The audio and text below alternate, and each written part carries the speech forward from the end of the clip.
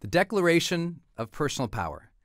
There comes a time in the lives of those destined for greatness when we must stand before the mirror of meaning and ask, why, having been endowed with the courageous heart of a lion, do we live as mice?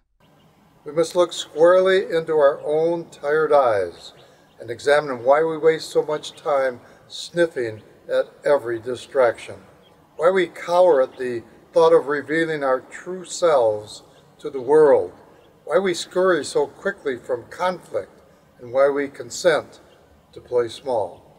We must ask why we participate so humbly in society's frantic race, allowing ourselves into its maze of mediocrity and settling for scraps of reward when nature has offered unlimited freedom, power, and abundance to be bold, the determined, the creative, the independent, to each of us. We must ask if our desires to feel safe and accepted are in fact enslaving us to popular opinion and to boredom. We must ask, when will we be ready to ascend to another level of existence? When, in the course of human events, it becomes necessary to ask such questions and to dissolve the beliefs and behaviors that have limited us, assuming once more the full powers of our being to which God and the laws of nature have entitled us, a decent respect to humankind requires that we should declare the motives that impel us to exert our strength and to separate ourselves from those who stunt our vitality, growth, and happiness. We must declare our personal power and freedom. We hold these truths self-evident, that all men and women are created equal, though we do not live equal lives due to differences in will, motivation, effort, and habit, that we are endowed by our Creator with certain inalienable rights, that among these are life, liberty, and the pursuit of happiness.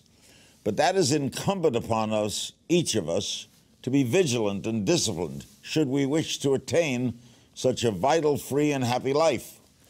We believe the greatest of human powers is the ability to independently think for ourselves, to choose our own aims, affections, and actions. For in the hearts of humankind lives a natural instinct for freedom and independence, a psychological predisposition for self-direction, a biological imperative toward growth, and a spiritual joy in choosing and advancing one's own life. It is the main motivation of humankind to be free, to express our true selves, and to pursue our dreams without restriction, to experience and seek what may be called personal freedom. To secure these rights and this personal freedom, men and women of conscience must not consent to be controlled by fear, convention, or the will of the masses. We must govern our own lives, and when our thoughts and actions become destructive, it is our responsibility to alter or abolish them and to institute new habits as the foundation for a freer and happier life. We must exert our power, improving how we think and how we interact with the world. When a long chain of self-oppressions and social controls has reduced our strength and independence, it is our right, our duty, to throw off such a life, rise anew, and charge unencumbered through the gates of greatness. We have patiently suffered long enough, hoping that someone or some kind of luck would one day grant us more opportunity and happiness. But nothing external can save us in the fateful hours at hand when we either become trapped at this level of life or we choose to ascend to a higher plane of consciousness and joy. In this ailing and turbulent world, we must find peace within and become more self-reliant in creating the life we deserve. This will be a difficult effort, as the history of our actions too often tells a tale of self-inquiry and unhappiness, stemming from our blind desire to be judged worthy, acceptable, and lovable by people who hardly know our true hearts and powers. And so, we have kept ourselves down. We forgot to set clear intentions and standards, and too often failed to voice our desires and dreams. Randomness and mediocrity too often have ruled the day, and the loud and needy dictated who we were and what we should do. our lives becoming subject to the tyranny of fools if we can be vulnerable and brave enough to admit such missteps. We might see the potential we left unrealized. We might see a shining new path. And so, let us write our lives. Let us face the mirror and be candid. No matter what we see, let us use these common human truths and personal declarations to reclaim our freedom. We are too often lost in the abyss of unawareness. We regularly miss the energy and blessings around us and the importance of this very moment. It's as though we prefer to be elsewhere, doing something else, as if we are living in distant time zones, hours behind or ahead of the joyous tick and bliss of now. We have forgotten that the natural foe to life is not a distant death, but a present, in the moment detachment from living. Should we wish to be free and alive with full power, we must decide to bring the full might of our conscious mind to the present experience. We must choose to feel again. We must set intentions for who we are, for what roles we wish to serve, for how we will relate with the world. Without a vibrant awareness, we cannot connect with others or ourselves, nor can we meet the demands of the hour with grace. For this, we now declare, we shall meet life with full presence and power. We have ceded control of our daily lives. Amid incessant distraction, our discipline in pursuing higher ambitions has vanished. The white space of a free day seems unfathomable because we have become hypnotized by a false but compelling need to respond to all the needs of others. We are pulled at from every angle, torn from meaningful efforts by frivolous pursuits or false emergencies, and we are often unsure how to balance our lives with the needs of those we love. We are too often detached from what is most worth fighting for. Our busy work consumes our day, but it's not our life's work. Most do not feel a stark, stirring life purpose. They don't hunger for it in the morning or orient their day to its pursuit. A life of greater joy, power, and satisfaction awaits those who consciously desire their life. For this, we now declare, we shall reclaim our agenda. Something inside is sabotaging our natural drive toward freedom. It whines and roars for us to stop whenever we push beyond our comforts, whenever we choose to be authentic and loving in a scary world, whenever we seek to make a difference at the cost of our own position. Whenever we desire something magnificent that to obtain would require hardship and work. Our internal demons poison us with worry and fear that we might be vulnerable, stunting our growth and vitality. Our destiny is decided by how well we know our demons of doubt and delay, how well we defend against them, and how many battles we win against them each day of our lives. Without self-mastery, we are slaves to fear. With it, greatness and transcendence are ours. For this, we now declare we shall defeat our demons. Most of us are not maturing as fast as we are able. We are in constant pause. We wait and we wait to find out who we are, to declare our dreams, to struggle for what we want, to open ourselves fully to love and to life. We await personal courage to arise within us, or for society to grant us some ill-defined permission to activate our potential. We have forgotten that courage is a choice, and that permission to move forward with boldness is never given by fearful masses. Most have forgotten that seeking change always requires a touch of insanity. If taking action before the perfect conditions arise, or before we receive permission, is unreasonable or reckless, then we must be unreasonable and reckless. We must remember we are not the sum of our intentions, but of our actions. Bold and disciplined initiative is our savior. It allows us to rise, to leap, to soar to the heights of true greatness. We must not lose the urgency of this moment as it begs for us to begin something grand and important. For this, we now declare, we shall advance with abandon. We are exhausted. All around us, we see faces that are weathered, drooped, stern. We hear conversations that sound increasingly quiet and resigned, like whispers from a tired, disbanding tribe. The emotional energy of the world is flatlining. Well-being has been cast aside for wealth, success favored over sanity. In the process, some have turned cold towards life and towards others. Where is the energized, heightened, exhilarated pulse one would expect from such a chosen and capable people? Why do we not hear more laughter in life? Where is the vibrant, mad fury and passion of the fully engaged human? Where are the people burning with charisma and joy and magnetism? Where is the appreciation for life's spark? We must re-examine our attitude toward life. Our supreme duty must be to rekindle the magic of life. For this we now declare, we shall practice joy and gratitude. We compromise too easily when life becomes difficult. Most sacrifice individuality and integrity without a fight, although arrogance prevents us seeing this truth. Too many of us believe ourselves strong when a long gaze across our lives would cite a pattern of quitting or withdrawing too soon. Often when our loved ones needed us to be strong, or right when our dreams were just within reach. For convenience or the wide smile of popularity, we waffle on our word and give up what we truly believe in. But there is a nobility to those who do not let neediness or desperation compromise who they are.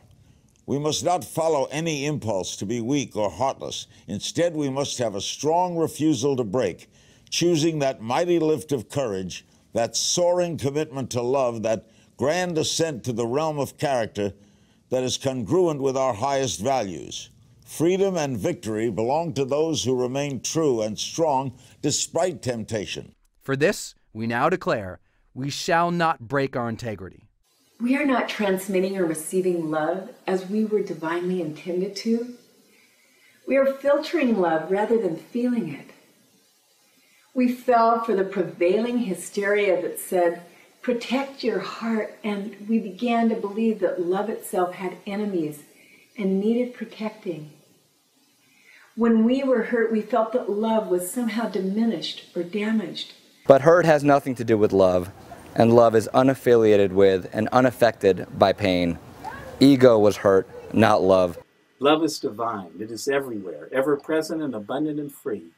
It is a spiritual energy that is, at this very moment, flowing through the universe, through us, through our enemies, through our families, through billions of souls. It was never absent from our lives. It is not bound in our hearts or in our relationships, and thus it is not capable of being owned or lost. We have allowed our awareness of love to diminish. That is all. In doing so, we have caused our own suffering. We must mature and realize that freeing our mind of ancient hurts and opening once more to love shall give us access to divine strength, to stand emotionally open before the world and give our hearts without fear or hurt or demand reciprocity. That is the ultimate act of human courage. For this, we now declare, we shall amplify love. Generation after generation is failing to hold the line on the ideals and virtues of humanity. The low hum of mediocrity and the heinous pitch of narcissism has replaced what was once the chorus of society singing to virtue, prowess, and selflessness. Our talents and collective focus are not fully invested in personal mastery and social contribution, but squandered on voyeurism and base sensationalism. Too often we don't call out a wrong or expect ourselves or others to act with routine integrity, excellence, or love. There has been a worldwide failure in leadership, birthing an apathetic populace, unjustifiable poverty, unconscionable greed, and a globe ravaged and booby-trapped by war. So many people are afraid to demand more, to dare, as have the great leaders of the past, to incite the directionless with bold challenges to rise and to contribute. We must do better. From the squalor of a contaminated moral environment must surface an honorable few, unafraid to challenge the direction of the world. History shall fill in the wake of our actions. So let us be purposeful and let us be great. For this, we now declare, we shall inspire greatness. Hurry has become the master. We have stopped sensing the stillness, the stunning fullness and beauty and divine perfection of the moment. Most barrel through life unaware of their senses and surroundings, deaf and blind to the magical qualities of this very moment. We're not supposed to miss it all, this life, but we do. All frazzled, stressed, and stripped away from now. The cost is immense. So many moments blurred by speed and worry and panic. all stacking onto hectic days, all creating the catastrophe of an unexperienced, joyless life. Many can only vaguely remember the last time they laughed so hard it hurt, loved so much it led to a beautiful flood, cheered so loudly it strained the vocal cords, felt so deeply it caused a showering of tears, had such a raucously good time that it became legend, moments fully lived. We must slow it all down, not just to become more present in the singular moment, but also to elongate that moment so that we truly sense it. Life is meant to be a vibrant, deeply felt, growing mosaic of long, meaningful moments. This day is to be enjoyed like a pause at a cool stream during summer's heat. For this, we now declare, we shall slow time. Most of these problems in our lives have been self-imposed, yet even when we become conscious of them, we sought change in the most humble terms. We set realistic goals and worked to achieve them. But fearful of unleashing our full power, we saw our will fade. We aimed low, and even our mighty efforts were dampened by distraction or the criticisms of a conformist culture. We complained with angst and anger that it should be easier, forgetting that much of the negative energy that pervades our lives comes from despising the inevitable hardships of change. Let us remember that humanity's story has only two perennial, reoccurring themes: struggle and progress. We mustn't wish the end of the former, as the latter would be buried alongside it.